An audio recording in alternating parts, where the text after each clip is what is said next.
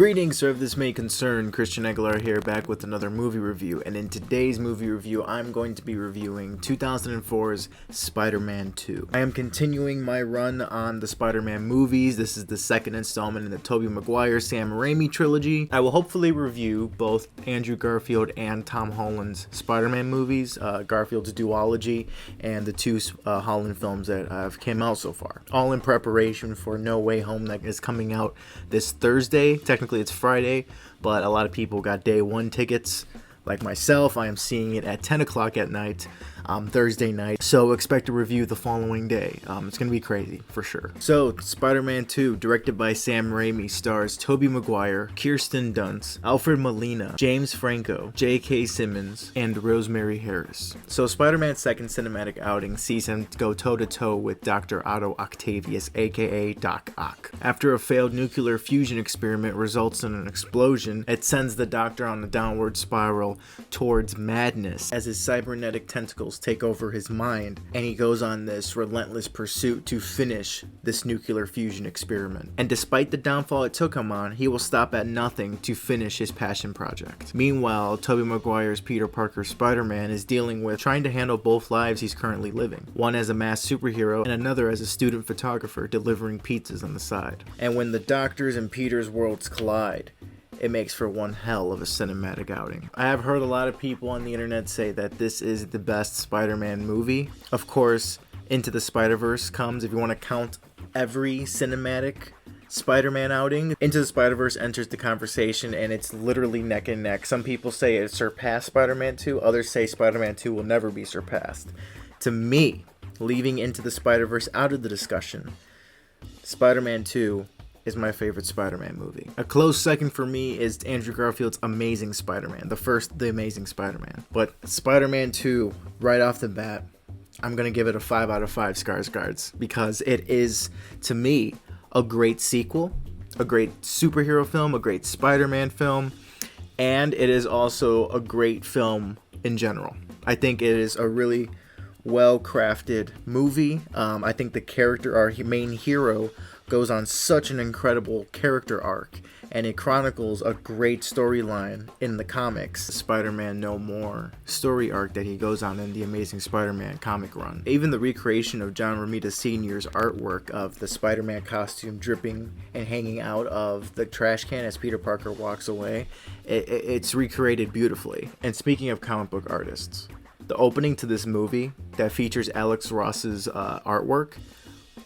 beautiful. Just simply beautiful. I love seeing his artwork with the Raimi trilogy. And I never noticed that when I was younger. When I was younger, I just thought, ooh, cool opening, whatever, But when I rewatched it for this review, I was really taken aback by the artwork and the way they implemented it into the opening credits. And I'm gotta say that opening scene was probably my favorite opening credits in a superhero movie. To have Peter Parker walk away from the mantle of Spider-Man, and then in the same movie have him return to the mantle of Spider-Man, on paper seems like it would be a very rushed thing to do.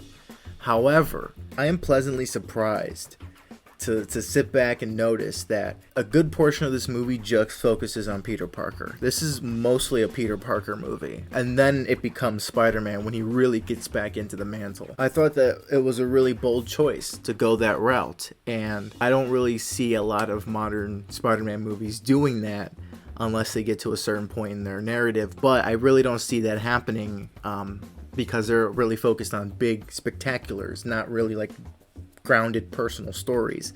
And Spider-Man 2 is a breath of fresh air, coming from this big, massive epics that we have in superhero films now. To go back and watch this feels like, wow, this feels like something a little bit personal, And it makes me realize that I would never see this type of decision to take away the costume from the superhero in a superhero movie, and let's see what he is on his own. I love when superhero stories do that, and I'm really glad that Spider-Man 2 tackled that. And I think that is probably one of the reasons as to why a lot of people hold that really close to their heart and say that this is a great Spider-Man movie.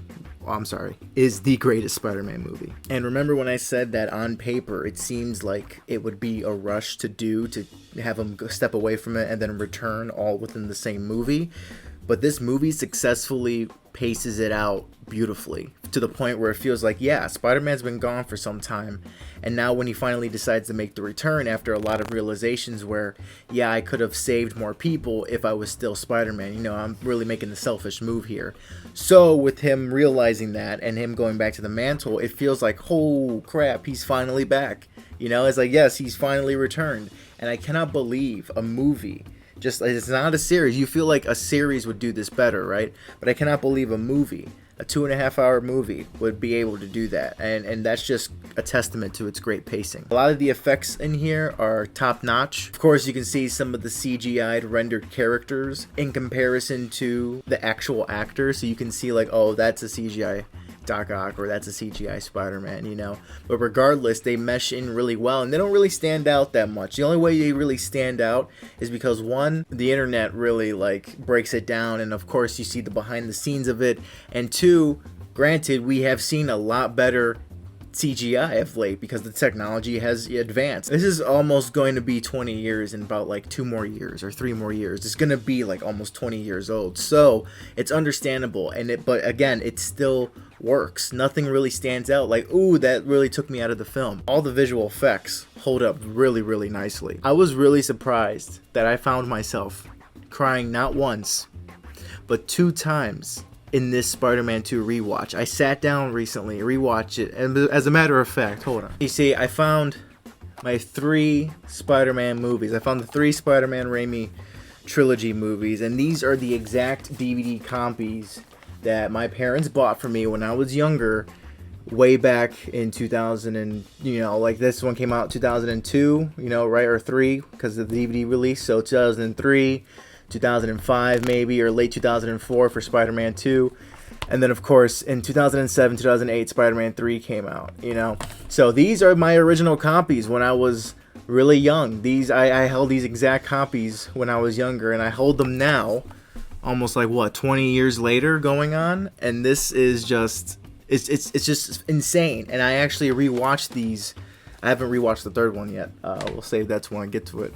But I rewatched the first ones with my DVDs, and like revisiting them in the old format that I watched them in, it's just very nostalgic, and I cannot imagine another way to rewatch these. I did not want to rewatch these in 4K or Blu-ray.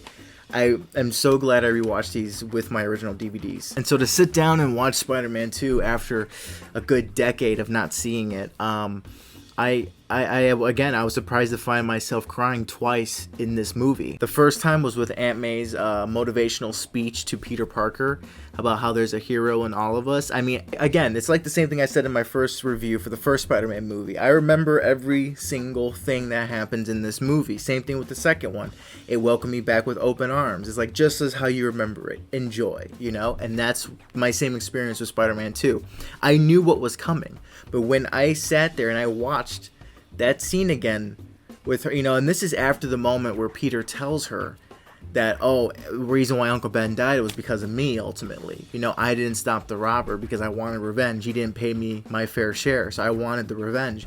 So after that whole heartbreaking scene where she just left in speechless, she didn't even tell him anything, he comes back, and this is basically like the first conversation they have in a little bit after this big revelation that Peter dropped on her. So I really love this scene because it really shows that, you know, one, how strong of a character May is, and two, how their love for each other, how that family love conquers all, you know.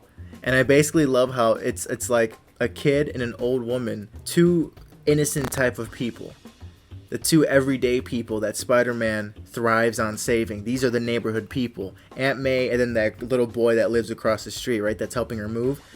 They're basically asking Spider-Man himself, why did he go and when is he coming back? And I just couldn't help but find myself tearing up when Aunt May was saying, like, little boys and little girls need heroes to look up to. They need role models. And when that's taken away, the world's lost. Everyone's lost without Spider-Man. You know, they had someone to look up to. He was the light in the darkness. And when that light goes away, things stay dark for a long time. And it just really fuels that epicness that comes with his grand return. And the second time I found myself tearing up and bawling, it was when all the train passengers were pulling him up and they were all carrying him unmasked, and they said, "Don't worry, we won't tell anyone.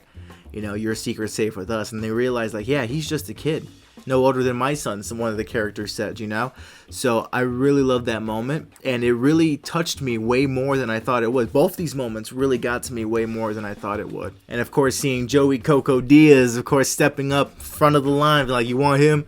You got to go through me, man. That was it's just hilarious knowing who Joey Diaz now, going back to this and then seeing him in there. It's just a hilarious moment that just had me cracking up after I was crying. So this movie is one hell of a ride. Even when coming back to it a decade later and knowing that it's going on 20 years old, it still holds up very, very well. And again, makes me that much more excited to see Alfred Molina and Willem Dafoe, both Green Goblin and Doc Ock, return in the new Spider-Man movie. And I'm just going to say it right now, how badass would it be if Tobey Maguire goes up against both Alfred Molina's Doc Ock and Willem Dafoe's Green Goblin in No Way Home? A 2v1 fight. Oh my goodness. With Tobey facing off against both of his arch enemies from different movies. Now they're fighting in one movie. People would go insane. And if they give that fight to Tom Holland, I don't think I can forgive Marvel for that. Because Tobey Maguire deserves that rematch. Deserves that 2v1 match against his arch enemies. That would be so insane. What an insane rematch. Oh, only Thursday will tell, right? I'll only figure that out when Thursday comes. I just cannot wait. So, thank you so much for reaching to the end of this video. That is my review on Spider-Man 2 that came out in 2004, directed by Sam Raimi. I can spend all day talking about everything I loved. I've just barely scratched the surface with this movie, I'll tell you that right now. But with that being said, 5 out of 5 Skarsgårds. Great movie, great all around, my personal favorite. What do you think of Spider-Man 2? Do you agree? Do you disagree with me? Let me know down below. And as always, please like, share, and subscribe to support this little side hobby I am doing. The Rendered Image every Thursday and Sunday nights, 8:30 p.m. live on YouTube. Link to that channel will be down below in the description. I hope you're all safe and well out there, and I'll see you all in the next one. Take care.